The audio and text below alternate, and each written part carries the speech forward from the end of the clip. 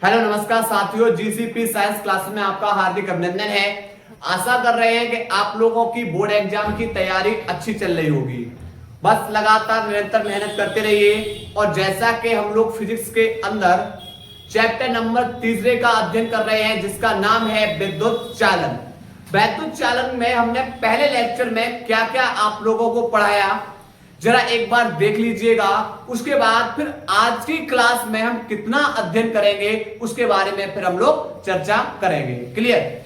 और उम्मीद करेंगे इसका शायद एक पार्ट और आएगा और इसी में बेटे हम लोगों की ये चैप्टर नंबर 3 की कहानी को कंप्लीट कर दिया जाएगा थ्योरी पार्टिकल से। फिर हम लोग पढ़ेंगे इसके न्यूमेरिकल को। क्लियर? देखिए, सबसे पहले बेटा हमने आप लोगों को पहले लेक्चर के अंदर पढ़ाया था वैद्युत धारा के बारे में। तो वैद्युत धारा I बराबर क्या होता है, Q अपॉन T। क्लियर? उसके बाद यहां पर अगर किसी चालक पर इलेक्ट्रॉनों की संख्या n हो तो आवेश निकालने के लिए फॉर्मूला Q बराबर n इंटू में E। उसके बाद यहां पर राशि कैसी है, तो वैद्युत धारा एक अदिश राशि है। क्यों है? क्योंकि यह सदिश योग के नियम का पालन नहीं करती। उसके बाद हम बात करेंगे अगर इसके SI मात्रक की, तो इसका आवेश का मात्रक क्या होता है, कूलाम। प्रति समय का मात्रक क्या होता है, सेकंड। और एक इसका अन्य मात्रक होता है अथवा एक और इसका मात्रक होता है जिसका नाम है एम्पियर। क्लियर? उसके बाद अगर हम बात करें इसकी विमा की, तो विमा बेटा इसकी क्या है, ए। ठीक, ये विद्युत धारा से संबंधित तथ्य ध्यान रखना है। उसके बाद बेटा धारा घनत्व। धारा घनत्व के बारे में क्या बताया था, किसी चालक में किसी बिंदु पर प्रत्येकम क्षेत्रफल के अभिलंबवत होकर गुजरने वाली धारा को क्या कहते हैं, धारा घनत्व। धारा घनत्व किसे लिखते हैं, जे से। जे बराबर I अपॉन ए। बेटा बात करेंगे राशि, तो आप बोलो सर यह तो सदिश राशि है। उसके बाद अगर बात करेंगे इसके मात्रक की, तो यहां पर धारा का मात्रक एम्पियर और बट्टे में क्षेत्रफल का मात्रक मीटर स्क्वायर। अगर इसकी विमा की बात करेंगे तो इसकी विमा है a और l की पावर -2। ये बेटा हमने किसकी बात करी थी, यह धारा घनत्व की। फिर बेटा हमने पढ़ाया था आपको अनुगमन वेग, और अनुगमन वेग के बारे में बताया था कि वैद्युत क्षेत्र के विपरीत दिशा में जो इलेक्ट्रॉनों का औसत वेग होता है वही क्या कहलाता है, अनुगमन वेग। उसके बाद हमने बेटा पढ़ाया था आपको विद्युत धारा तथा अनुगमन वेग में संबंध, यानी अनुगमन वेग व विद्युत धारा में संबंध। बेटा फॉर्मूला क्या दिया था कि I बराबर NeA/BD। I बराबर क्या निकाला था, NeA/BD। और ये टॉपिक आपका महत्वपूर्ण है यूपी बोर्ड 2026 के एग्जाम की दृष्टि से। कहीं ना कहीं बेटा किसी भी एक 7 सेटों में से एक सेट के अंदर यह प्रश्न आपको देखने के लिए मिलेगा। ठीक है? I क्या है, वैद्युत धारा। N इलेक्ट्रॉनों का घनत्व, E इलेक्ट्रॉन है, एक क्षेत्रफल है तार का, और VD क्या है, अनुगमन वेग। पता होना चाहिए भैया, न्यूमेरिकल्स जब करेंगे ना तो यही चीजें बेटा आवश्यकता होती है। उसके बाद अगले बेटा हमने पढ़ाया था अनुगमन वेग व धारा घनत्व में संबंध। और इसके लिए फॉर्मूला बेटा क्या था, J बराबर होता है NeBD। J बराबर क्या होता है, NeBD। यहां तक की कहानी को बेटा हम लोगों ने पढ़ा था। आज हम लोग बेटा उसी क्लास को आगे अब स्टार्ट करने वाले हैं और पढ़ने वाले हैं। इसके अंदर अब हम पहली हेडिंग और वो पढ़ने वाले हैं अनुगमन वेग की, अनुगमन वेग की वैद्युत क्षेत्र पर निर्भरता। अनुगमन वेग की वैद्युत क्षेत्र पर निर्भरता। सबसे पहले बेटा हम तुमसे 2 क्वेश्चन पूछना चाहेंगे। पहला बेटा कि अनुगमन वेग को किससे लिखोगे, आप बोलोगे सर हम अनुगमन वेग को BD से लिखेंगे। किससे लिखेंगे, BD से। तो फिर अनुगमन वेग की परिभाषा क्या है, आप बोलोगे सर कि जो वैद्युत क्षेत्र में इलेक्ट्रॉनों का जो औसत वेग, लेकिन वैद्युत क्षेत्र कैसा, विपरीत। तो वैद्युत क्षेत्र के विपरीत दिशा में इलेक्ट्रॉनों का औसत वेग क्या कहलाता है? अनुगमन वेग कहलाता है। बोलोगे बिल्कुल क्लियर हो चुका। अगर मैं यहां पर बात करूंगा इसके मात्रक की, तो वेग बराबर विस्थापन बट्टे समय, और तो इसका मात्रक बेटा क्या हो जाएगा? इसका मात्रक मीटर प्रति सेकंड। वेग है भाई, तो मात्रक क्या होगा? मीटर प्रति सेकंड। यह बेटा हमने आप लोगों को एक क्वेश्चन दिया था। उसके बाद हम बात करेंगे बेटा थोड़ी सी कहानी इस वैद्युत क्षेत्र की। तो वैद्युत क्षेत्र में मैंने बताया था प्रत्येक आवेश के चारों ओर का वह क्षेत्र जिसमें अन्य आवेश को ले जाने पर आकर्षण या प्रतिकर्षण बल का अनुभव करता है, क्या कहलाएगा? वैद्युत क्षेत्र। वैद्युत क्षेत्र से संबंधित बेटा आपको हमने दो फॉर्मूले दिए थे, एक E बराबर F अपॉन बेटा Q नॉट, E बराबर F अपॉन Q नॉट एकांक परीक्षण आवेश पर वैद्युत क्षेत्र में किसी बिंदु पर जो एकांक धन परीक्षण आवेश है उस पर लगने वाले बल को हम क्या कहते हैं? वैद्युत क्षेत्र की तीव्रता। दूसरा, विभव प्रवणता में एक फॉर्मूला दिया था delta B upon delta R. तो आप बोलोगे सर इसकी विभव प्रवणता में फॉर्मूला दिया था, और वो फॉर्मूला क्या? इसकी परिभाषा थी दूरी में परिवर्तन के साथ विभव में परिवर्तन की दर को क्या बोलते हैं? विभव प्रवणता। क्लियर? ध्यान रखना इसके बारे में। लेकिन अब हम बेटा इस अनुगमन वेग की वैद्युत क्षेत्र पर कैसे निर्भरता को ज्ञात करेंगे, समझिए।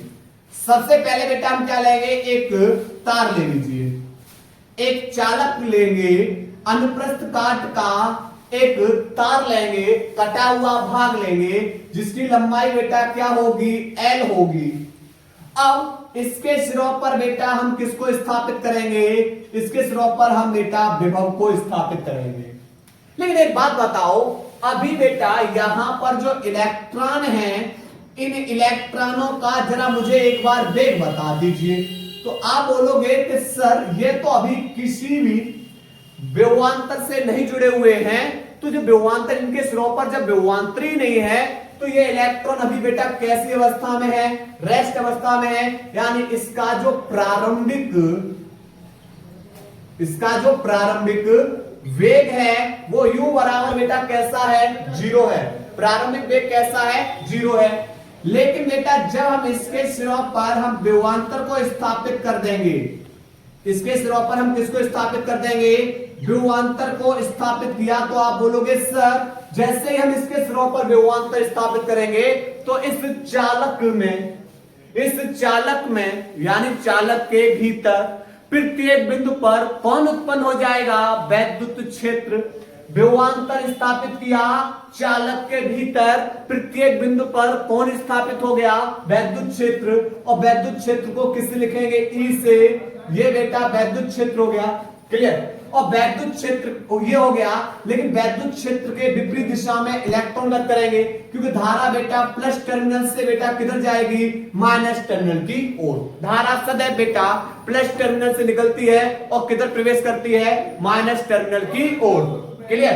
तो अब कहानी ये होगी बेटा कि यहां से तो धारा, अब बात करेंगे ये इलेक्ट्रॉन जाएंगे किसकी ओर? प्लस टर्मिनल की ओर। किस वेग से जाएंगे? तो ये इनका वेग बेटा कौन सा होता है? अनुगमन वेग। किस वेग से जाएंगे ये? अनुगमन वेग से। क्लियर? तो यहां पर जब ये प्रारंभिक वेग बेटा इनका 0 था, लेकिन जब हमने इनके सिरों पर विद्युत वाहक बल लगा दिया, विभवांतर स्थापित कर दिया, तो इनका जो वेग हो जाता है अंतिम वेग। और किस वेग से बेटा? b बराबर bd वेग से ये गत करेंगे। अब इनको गत करने बेटा क्या लगेगा? समय। तो जो समय लगेगा वो समय लगेगा श्रांतिकाल वाला। क्यों? क्योंकि ये इलेक्ट्रॉन बेटा टकराएंगे धनायनों से, और इनके बीच में जो दो क्रमागत टक्करें होंगी, उन टक्करों के बीच में जो समय अंतराल होता है उसी को हम क्या बोलते हैं? श्रांतिकाल। यहां तक कहानी क्लियर? चलिए, तो अब यहां से प्रारंभिक वेग पता, अंतिम वेग पता, समय पता, तो लगा गति के प्रथम नियम से। गति के प्रथम नियम से क्या है? गति का प्रथम नियम b बराबर u प्लस at। b बेटा इसका अंतिम वेग है और अंतिम वेग क्या है? bd। बराबर यू प्रारंभिक शून्य प्लस ए और इंटू में टी बेटा समय यहां पर कौन सा वाला आ जाएगा, स्थिरांक काल वाला। तो बी डी बराबर 0 में ए इंटू टाउ जोड़ोगे तो क्या आएगा, ए इंटू में टाउ। क्लियर। इसे समीकरण नंबर हमने क्या बना दिया, 1। अब कहानी ये आ रही है भाई कि यहां से हमें त्वरण निकालना है। क्या निकालना है, त्वरण निकालना है, यानी इन इलेक्ट्रॉनों का त्वरण कितना होगा। तो सबसे पहले बेटा त्वरण निकालने के लिए हमें पता होना होगा, किसका ज्ञात करना होगा, बल का। किसको ज्ञात करना होगा, बल को। क्लियर। तो वैद्युत क्षेत्र के कारण, जो इस वैद्युत क्षेत्र के कारण इलेक्ट्रॉनों पर बल, वैद्युत क्षेत्र के कारण इलेक्ट्रॉनों पर बल। तो आप बोलोगे सर बल हम निकाल लेंगे कि E बराबर होता है F अपॉन Q बट्टे कर लो क्रॉस मल्टीप्लाई। तो F बराबर हो जाएगा, F बराबर यहां पर E इंटू में आवेश के स्थान पर बेटा कौन है, आवेश के स्थान पर इलेक्ट्रॉन है। क्लियर। तो F बराबर हो जाएगा E इंटू में स्मॉल e, और ये E हमारा इलेक्ट्रॉन है। क्लियर।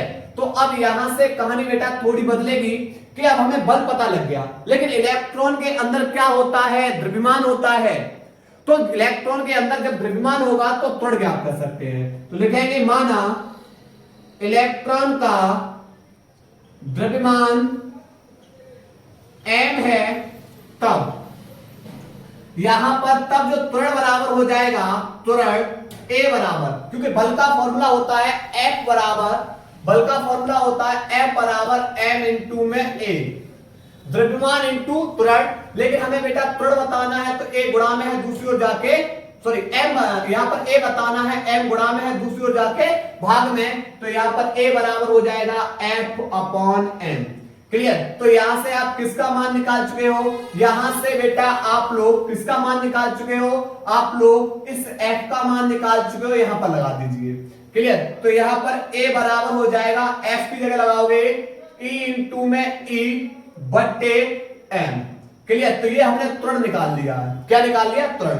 इस F का मान यहां निकाल के, ठीक। अब a का मान कहां लगा देंगे, समीकरण 1 में। अब समीकरण 1 हमारा कौन है, ये रहा। तो देखो b d बराबर a, और इस a का मान क्या है, E इंटू में E बट्टे m, और इंटू में कौन है, टाउ। तो यहां से बेटा बोर्ड एग्जाम में एक प्रश्न पूछा गया था, बोर्ड एग्जाम में एक प्रश्न पूछा गया था कि भैया अनुगमन वेग का वैद्युत क्षेत्र की तीव्रता से कैसा संबंध होता है। तो देखो Vd बराबर है E के, Vd बराबर है E के, Vd बराबर है टाउ के। तो यहां पर जो अनुगमन वेग है बराबर नहीं होगा, कैसा होता है, समानुपाती हो जाएगा। किसके, उसकी वैद्युत क्षेत्र की तीव्रता के। यहां से बेटा ये प्रश्न पूछा गया था, लेकिन हमें पता है कि E बराबर होता है, क्या होगा, दूरी पता है और उसके सिरों पर लगाया गया विभवांतर भी पता है। तो E बराबर B अपॉन L, विभव प्रवणता से। तो यहां पर BD बराबर हो जाएगा, VD बराबर E की जगह लगाओगे B अपॉन L, और E इंटू में टाउ, और बट्टे में कौन है, M। क्लियर। तो ये कहानी बेटा हमने निकाल ली अनुगमन वेग की वैद्युत क्षेत्र पर निर्भरता। अब इस चित्र के बारे में लिखोगे कैसे, लिखेंगे माना L लंबाई तथा एक क्षेत्रफल का एक चालक तार, मान लिया PQ है, मान लिया क्या है, PQ है, या P, और ये क्या नाम दे दो, Q है। क्लियर।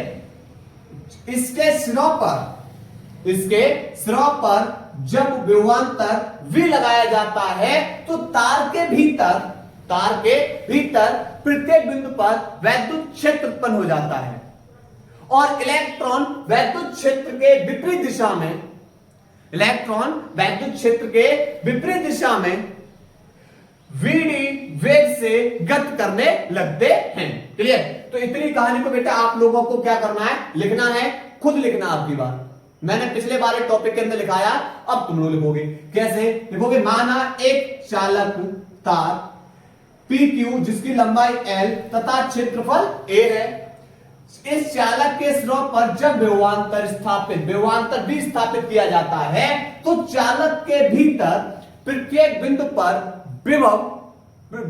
पर वैद्युत क्षेत्र की तीव्रता उत्पन्न होती है। प्रत्येक बिंदु पर कौन उत्पन्न हो जाता है? चालक के भीतर प्रत्येक बिंदु पर वैद्युत क्षेत्र उत्पन्न हो जाता है। कौन उत्पन्न हो जाता है? वैद्युत क्षेत्र उत्पन्न हो जाता है, जिसके कारण ये इलेक्ट्रॉन वैद्युत क्षेत्र के विपरीत दिशा में वीडी वेग से गति करते हैं। उसके बाद बेटा ये सब कुछ टॉपिक नोट करिए।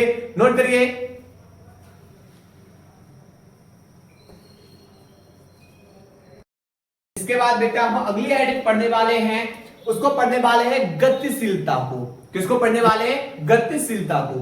तो सबसे पहले पता होना चाहिए भैया कि गतिशीलता किसे कहते हैं और इसे किससे प्रदर्शित करते हैं। देखो, जो गतिशीलता की परिभाषा होगी वो होगी कि एकांक वैद्युत क्षेत्र में आवेश वाहक का अनुगमन वेग ही गतिशीलता कहलाती है। क्या बताया? जो हमारा एकांक वैद्युत क्षेत्र है, इस एकांक वैद्युत क्षेत्र में जो आवेश वाहक हैं, इन आवेश वाहक का अनुगमन वेग ही क्या कहलाती है? गतिशीलता।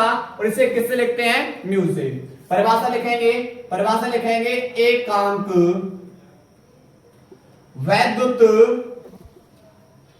क्षेत्र में आवेश वाहक का अनुगमन वेग ही गतिशीलता कहलाती है। गतिशीलता कहलाती है। इसे म्यू से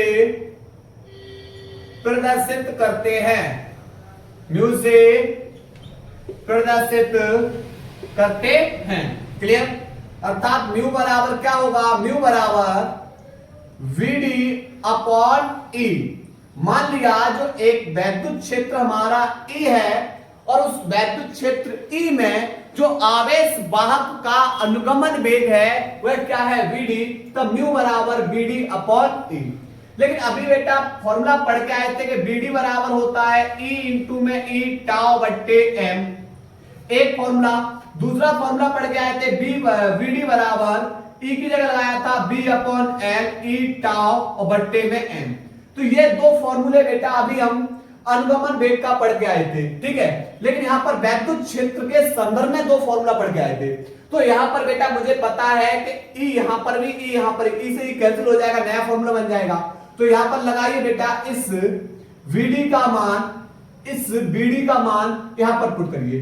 तो म्यू बराबर E इंटू में E टाउ बट्टे M और बट्टे में कौन है? बट्टे में E, तो इसे ही कैंसिल। तो म्यू बराबर हो जाएगा E टाउ बट्टे M। क्लियर? तो म्यू बराबर क्या हो जाएगा?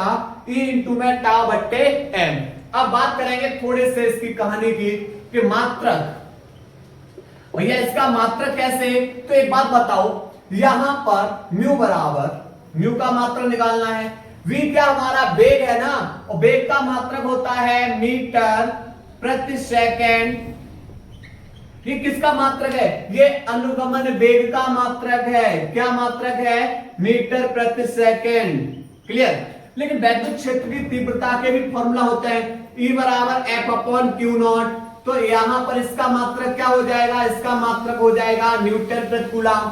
दूसरा विभव प्रवणता से E बराबर delta B upon delta R। तो यहां पर विभव का मात्रक वोल्ट और प्रति दूरी का मात्रक मीटर, दो मात्रक है।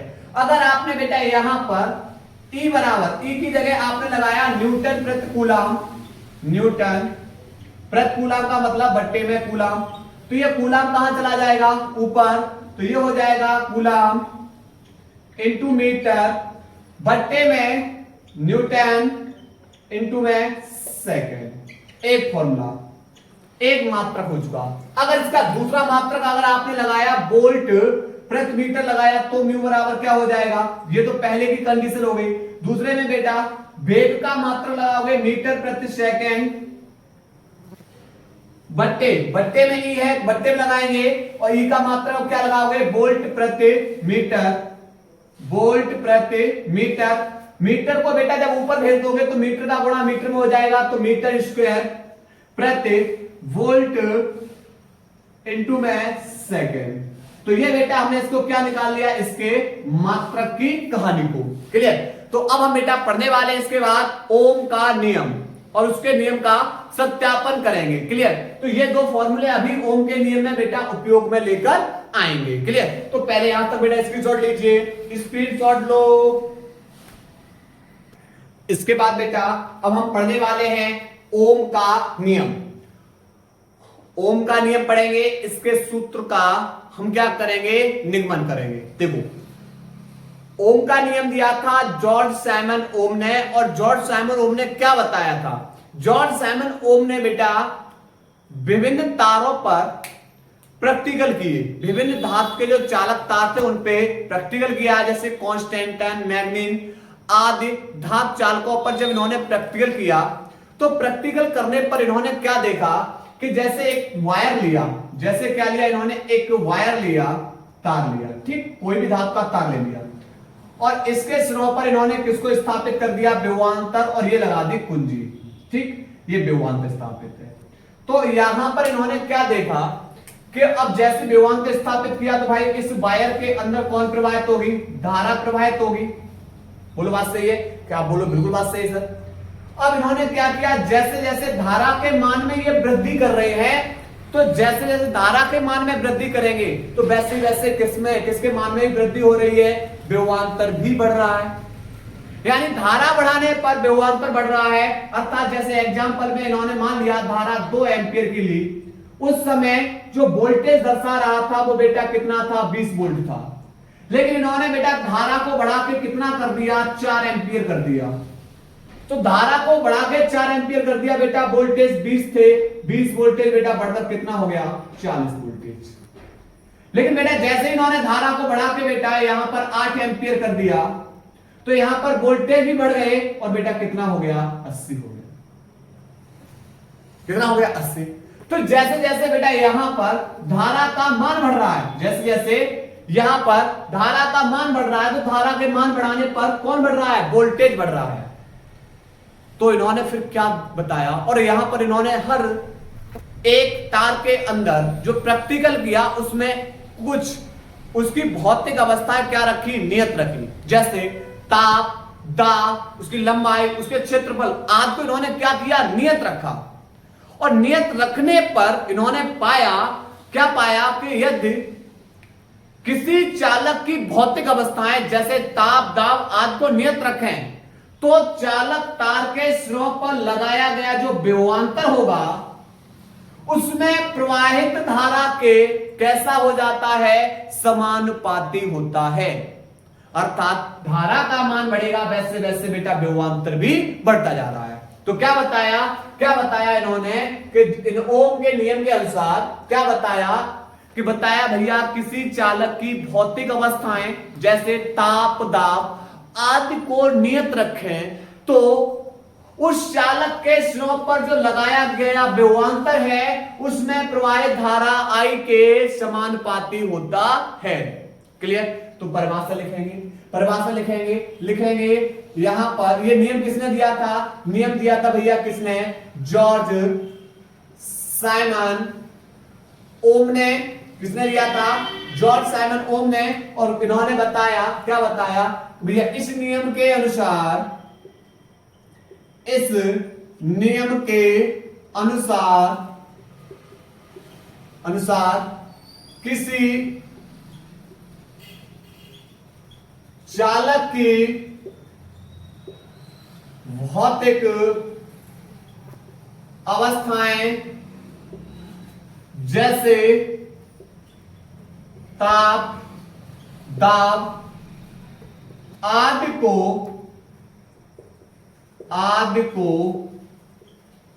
नियत रखें तो चालक के सिरों पर लगाया गया विभवांतर, चालक के सिरों पर लगाया गया विभवांतर V, विभवांतर उसमें प्रवाहित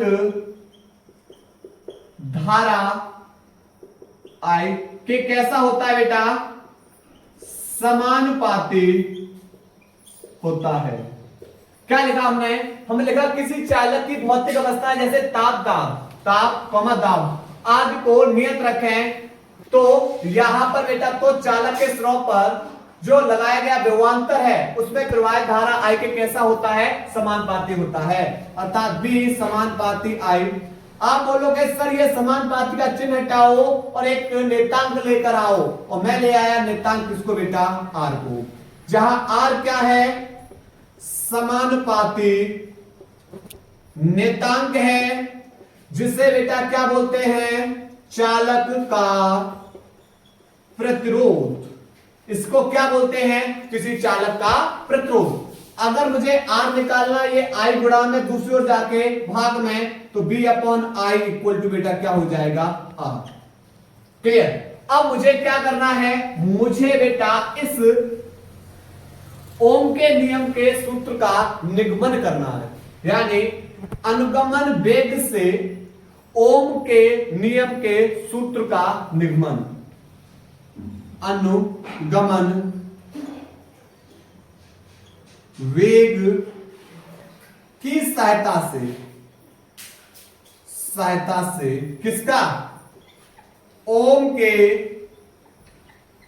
नियम के सूत्र का निगमन।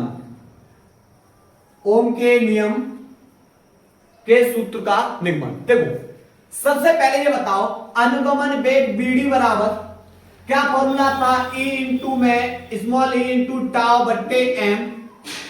लेकिन जब चालक तार के स्रोत पर विभवांतर लगाया गया और चालक तार की लंबाई L है, तो E बराबर बेटा फॉर्मूला क्या बताया था, B अपॉन L। तो यहां से BD बराबर हो जाएगा, E की जगह लगाओगे B upon L, E into tau बट्टे m। क्लियर। अच्छा, उसके बाद यहां से तो बेटा हमें मिल गया विभवांतर। अब धारा, तो अनुगमन वेग और धारा में संबंध, I बराबर क्या था, I बराबर था NEA/VD। अनुगमन वेग और धारा में संबंध क्या है, I बराबर NEA/VD। तो बेटा इस BD का मान उठाओ, यहां लगा दो, तो I बराबर हो जाएगा NEA और BD की जगह लगाओगे V upon L, E into tau और बट्टे में कौन है M।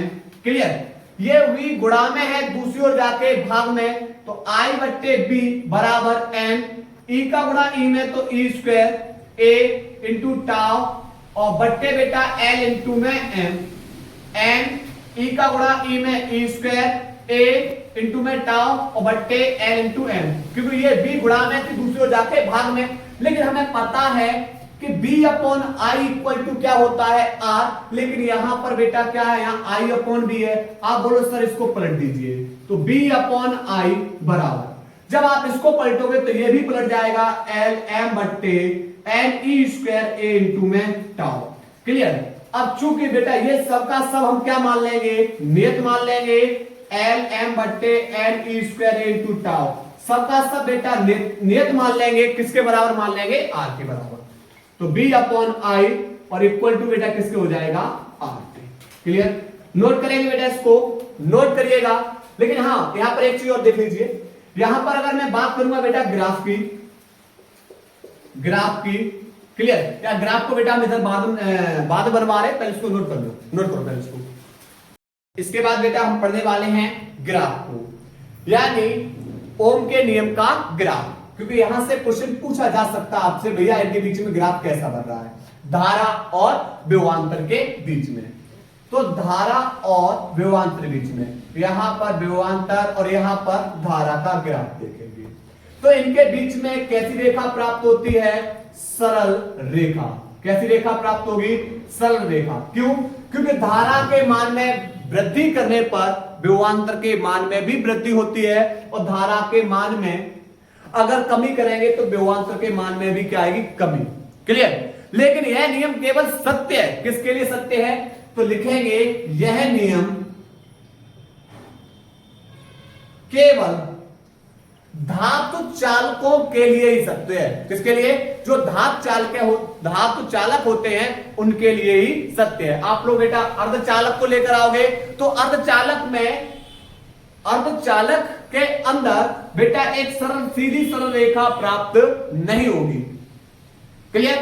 अधात्विक चालक, अर्धचालक, इनके अंदर बी और आई के बीच में एक सरल रेखा प्राप्त नहीं होती है। क्लियर? तो यहां पर लिखना है यह नियम केवल धात्विक चालकों के लिए ही सत्य है। क्लियर? तो यह नियम किसके लिए सत्य बेटा? धात्विक चालकों के लिए ही सत्य है। तो हमने बेटा ओम का नियम भी कंप्लीट कर लिया है। अब हम पढ़ने वाले हैं वैद्युत प्रतिरोध के बारे में कि वैद्युत प्रतिरोध से बेटा कहां कहां से कितने क्वेश्चंस बन सकते हैं। तो पहले इसको नोट करिएगा। इसके बाद बेटा हम लोग पढ़ने वाले हैं किसको? वैद्युत प्रतिरोध को। किसको पढ़ने वाले हैं? वैद्युत प्रतिरोध।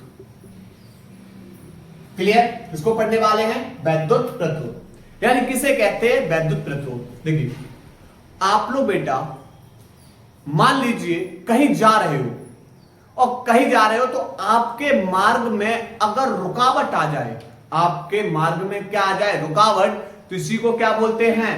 प्रतिरोध। क्या बोलते हैं? प्रतिरोध। यानी आपके मार्ग में जो रुकावट आ रही है, आप जहां जा रहे हो उस मार्ग में रुकावट आ रही है, तो इसे क्या बोलेंगे? प्रतिरोध। तो किसी चालक के द्वारा धारा के प्रवाह में उत्पन्न अवरोध को क्या बोलते हैं? वैद्युत प्रतिरोध। क्या बताया हमने? बताया किसी चालक के द्वारा धारा के प्रवाह में उत्पन्न अवरोध को क्या बोलते हैं? वैद्युत प्रतिरोध। और इसे किससे लिखते हैं? आर से लिखेंगे किसी चालक द्वारा धारा के प्रवाह में उत्पन्न अवरोध को क्या बोलते हैं? वैद्युत प्रतिरोध कहते हैं। वैद्युत प्रतिरोध कहते हैं। इसे आर से प्रदर्शित करते हैं। क्लियर? अर्थात बेटा ओम के नियम से अभी फॉर्मूला पढ़ के आए, आर बराबर बी अपॉन आई। आर बराबर बेटा क्या होता है? B upon I. जहां बी विभवांतर है, आई चालक में प्रवाहित धारा और आर चालक में प्रतिरोध है। ठीक है? अब बात करेंगे इसके मात्रक की। तो इसका जो मात्रक होता है, विभव का मात्रक वोल्ट प्रति, धारा का मात्रक क्या होता है? एम्पियर। अथवा बेटा इसका एक मात्रक और होता है जो ग्रीक भाषा से लिया गया है और जिसको बेटा बोलते हैं ओमेगा। इसको क्या बोलेंगे? इसका दूसरा एक मात्रक है ओ। क्या है? ओ। क्लियर? तो प्रतिरोध का मात्रक वोल्ट प्रति एम्पियर या क्या है बेटा? ओम है। क्लियर? अब इसके बाद बात करूंगा मैं अगर इसकी विमा की। आप लोगों को विभि सूत्र हमने बेसिक क्लास के अंदर भी पढ़ाए हैं, तो जहां चैप्टर चल रहे हैं वहां पर बेटा हम बताते हुए चल रहे हैं। विभव V का बेटा V बराबर होता है W अपॉन Q। क्लियर? विभव V बराबर W अपॉन Q और यहां पर W कार्य है, कार्य की विमा होती है ml2t-2 बट्टे आवेश की विमा होती है at। चलिए क्रम से लिखिए, तो m l बेटा 2 t a प्लस का ऊपर जाके माइनस का, तो माइनस का 1 और माइनस के 2 माइनस के 3, a प्लस का 1 ऊपर जाके माइनस का 1। क्लियर? तो यहां पर विभव बेटा, यहां पर विभव की जो विमा निकलेगी ml2 t माइनस के 3 a माइनस के 1 बट्टे धारा विमा बेटा क्या है? a है। ठीक? ये प्लस की पावर ऊपर जाके माइनस की, तो यहां पर जो विमा हो जाएगी ml2 t माइनस के 3 और a माइनस के 2। क्लियर? तो ये हमने बेटा पढ़ लिया, यहां पर किसको पढ़ लिया, यहां पर हमने बेटा इसकी विभेद सूत्र भी पढ़ लिया। लेकिन अब बोर्ड एग्जाम बेटा क्या पूछता, आपसे इसके मात्रक की परिभाषा पूछे तो क्या करोगे, यानी एक ओम को परिभाषित कीजिए। मैं लिख दे रहा हूं एक ओम की परिभाषा, या एक ओम को परिभाषित करो। किसको परिभाषित करिए, एक ओम को परिभाषित करिए। देखिए एक ओम को कैसे परिभाषित करेंगे, तो आप बोलोगे कि सर ये आर है, आर हमारा प्रतिरोध है, प्रतिरोध का ही तो मात्रक ओम है, तो बिल्कुल तो लिखिए ओम, बराबर बी विभवांतर है जिसका मात्रक वोल्ट है, वट्टे आई धारा है जिसका मात्रक एंपियर है, और सबके आगे मैं कितना लगा दूं बेटा, एक ओम की परिभाषा पूछिए तो सबके आगे एक लगा दिया।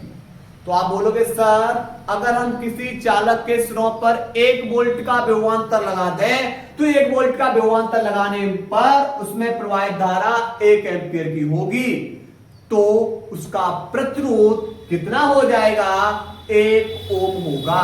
कितना होगा, 1 ओम होगा।